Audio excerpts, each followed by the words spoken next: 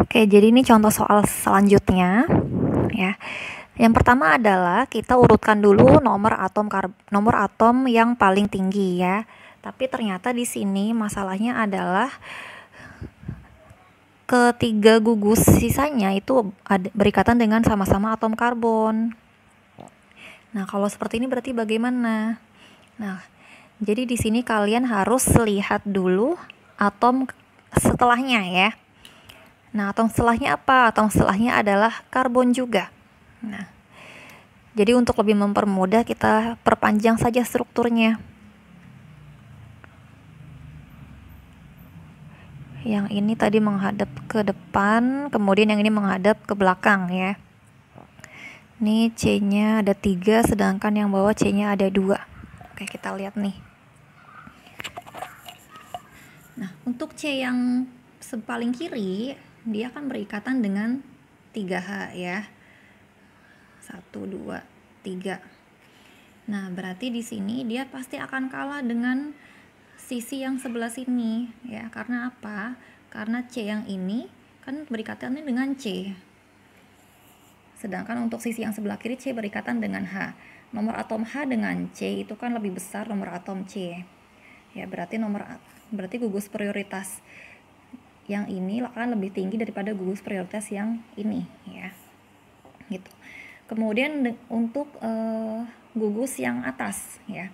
Untuk gugus yang atas kita lihat nah, ini 2 C-nya sama dengan yang bawah sini ya. Nah, sekarang bedanya di mana? Kalau yang atas itu kan berikatan dengan C, sedangkan untuk yang bawah dia berikatannya dengan H 3 kali ya. Nah, jadi otomatis H yang 3 kali ini pasti akan kalah dengan C ini. Gitu. Berarti gugus yang atas itu pasti lebih tinggi daripada gugus yang bawah sebelah sini. Baik, sekarang kita urutkan. Jadi yang ini sebagai nomor 1 ya.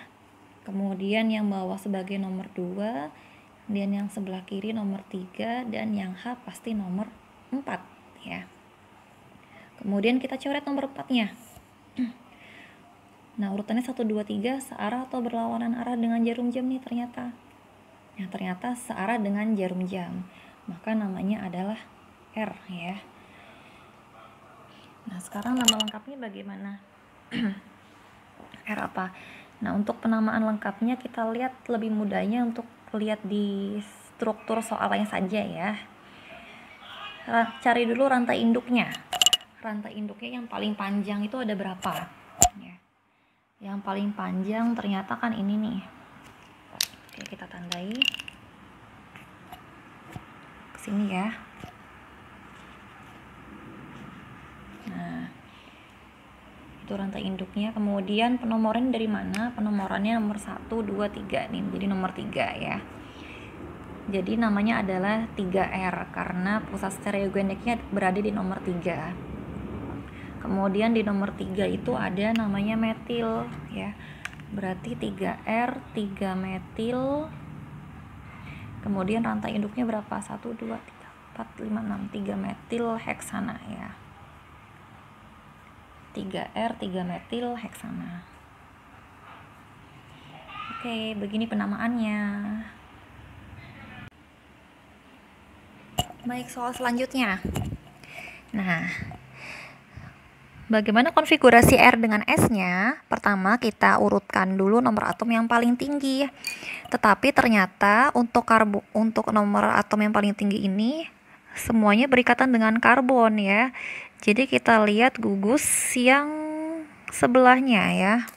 Atom gugus sebelahnya. Nah, boleh diperpanjang seperti soal sebelumnya ini ya. Tapi kalau misalnya sudah bisa, tidak perlu diperpanjang, tidak masalah ya. Kita lihat di sini. Yang jelas untuk H menjadi nomor 4 ya. H nomor 4, kemudian ini pasti jadi nomor 3. Karena kan lebih pendek nih daripada dua gugus yang lainnya ya. Tinggal kita bandingkan antara yang sebelah kiri dengan yang sebelah kanan ya. Kita lihat di sini untuk C yang sebelah kanan dia berikatan dengan C ya. C C tunggal, sedangkan untuk C yang sebelah kiri dia berikatan dengan C rangkap. Nah, artinya apa di sini? Artinya C yang rangkap ini pasti akan lebih prioritas ya. Jadi ini sebagai nomor 1 gitu. Jadi antara yang tunggal dengan yang rangkap itu prioritas yang rangkap. Kemudian ini nomor 2. Nah, kemudian nomor 4-nya kita abaikan. Nah, sekarang tinggal kita urutkan 1, 2, 3-nya searah jarum jam atau berlawanan arah dengan jarum jam. Ternyata berlawanan arah dengan jarum jam sehingga namanya menjadi S ya. Nah, sekarang tinggal penamaan lengkapnya nih. Penamaan lengkapnya kita lihat dulu dia rantai induknya di sebelah mana. Ya. Ini golongan alkena ya, ada ikatan rangkap 2. Berarti rantai induknya dari ujung kiri ya. Nah, ke ujung kanan. Nah, ternyata C kiralnya berada pada posisi nomor 1, 2, 3, 4, 5 ya. Berarti namanya 5S.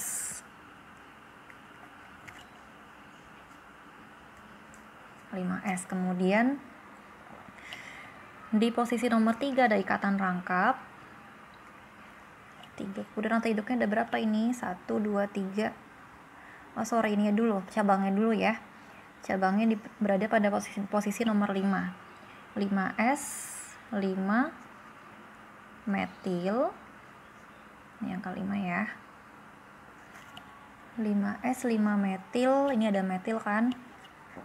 Kemudian nomor 3 itu ada alkenanya. 1, 2, 3, 4, 5, 6, 7, 8, 9. Kalau C-nya 9 berarti dia sebagai nonena ya.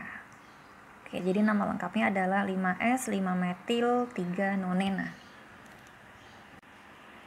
Nah, sekarang bagaimana kalau misalnya soalnya seperti ini?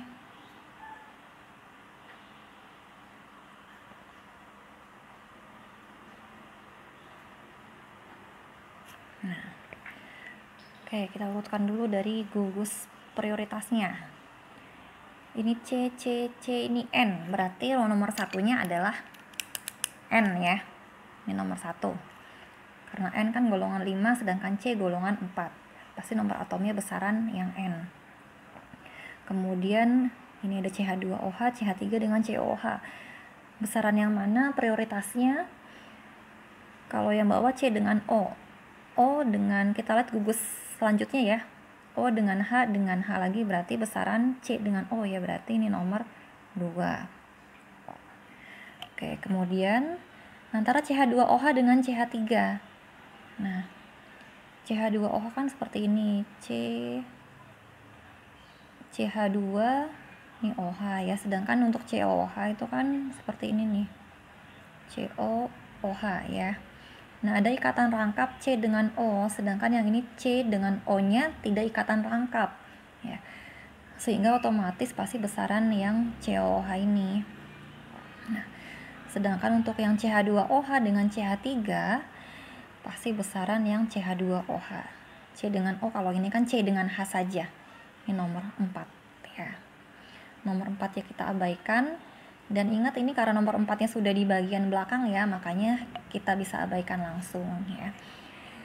Kemudian penomorannya 1, 2, 3 ternyata berlawanan atau searah jarum jam. Berlawanan arah dengan jarum jam, namanya menjadi S ya. Yang ini S. Oke. Nah, soal berikutnya kita coba contoh soal yang lain. Misalnya di sini ada C, kemudian di atasnya ada OH, kemudian di bawahnya ada CH2, CH3 ya. Kemudian yang menuju bidang pengamat adalah NH2. Dan yang menuju belakang kertas itu adalah H. Oke, kita urutkan. Oke, kalau ini berarti yang ini nomor 1. Sorry. Antara N dengan O, O-nya nomor 1 ya. O nomor 1. Karena kan ini golongan 6, ini golongan 5, berarti lebih tinggi yang O. N nomor 2, kemudian C nomor 3 ya. Hanya nomor 4 ya. Ini golongan 6, 5, 4. gitu. Nomor atomnya pasti lebih tinggi sesuai dengan besarnya golongan ya. Nomor 4-nya ternyata sudah di belakang, berarti bisa kita coret ya. Kemudian 1, 2, 3-nya berlawanan atau searah dengan jarum jam. Ternyata dia searah dengan jarum jam ya. Berarti namanya adalah R gitu. Baik, di sini ada soal ya mengenai konfigurasi R dan S dari senyawa amfetamin ya. Ada plus amfetamin. Plus ini menunjukkan perputaran arah polarisasi cahaya ya pada polarimeter. Jadi dia berarti mengarah ke kanan polarisasi cahayanya. Dan tidak mempengaruhi konfigurasi R ataupun S ini. Jadi R itu ada yang positif maupun negatif, yang S juga ada yang positif maupun negatif ya. Cara menentukan konfigurasinya, yang jelas kita harus tahu dulu yang mana C kiralnya ya. Berarti kita cari dulu C kiralnya sebelah mana. Yang ini jelas bukan ya, karena ada ikatan rangkap 2. Kemudian yang ini juga jelas bukan, karena ada 2 hidrogen. Kemudian yang atas ada 3 hidrogen, ya C-nya berikatan dengan 3H, jelas bukan C kiral. Nah, hanya yang ini saja ya C kiralnya. Oke, nah kita tandai dulu berarti nih C kiralnya yang di sebelah sini. Kemudian penandaan R atau S-nya kita urutkan nomor atom karbon ya, nomor atom yang terikat dengan pusat stereogenik. Oke, yang pertama antara N dengan C jelas N ya. Ini yang pertama, kemudian yang kedua CH2 dengan senyawa aromatik ini atau dengan CH3. Oke. Yang jelas CH2 dengan C ya. Kemudian yang 3 CH3 ya. Karena kalau yang bawah ini kan C terikat dengan C, sedangkan kalau yang atas C terikat dengan H, jadi lebih tinggi untuk yang C dengan C. Kemudian yang keempat, hidrogen. Oke. Yang keempat kita abaikan saja, kemudian kita lihat perputarannya, 1, 2, 3-nya kemana. Ternyata dia berlawanan atau searah jarum jam ini. Oke, ternyata berlawanan dengan arah jarum jam ya, sehingga penamaannya adalah S. Ya. Jadi kita bisa tuliskan di sini, ini penamaannya S ya. S plus amfetamin. Oke. Yang berfungsi sebagai stimulan sistem saraf pusat. Nah, untuk sifat enantiomer itu apa saja ya? Jadi enantiomer itu kan merupakan bayangan cermin satu dengan yang lainnya.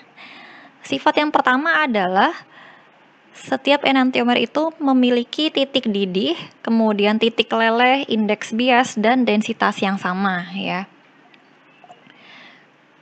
Jadi di sini karena merupakan bayangan cermin, ternyata sifat fisiknya juga sama.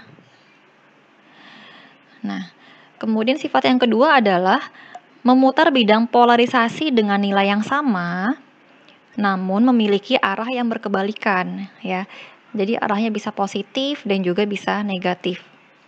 Nilai indeksnya sama ya.